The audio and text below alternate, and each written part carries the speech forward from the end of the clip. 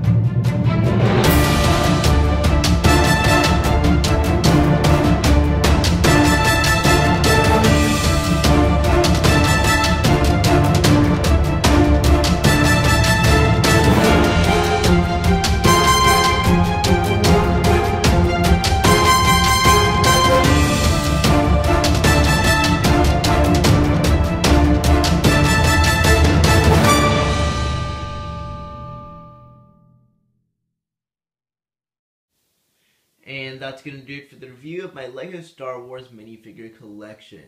So thank you so much for watching. This video did take a bit longer as there were quite a few minifigures to go through. But definitely if you enjoyed it, give this video a thumbs up and subscribe down below. As well as feel free to leave a comment. But anyways, thank you so much for watching. This is BrickWizard59 and I'll see you all next time.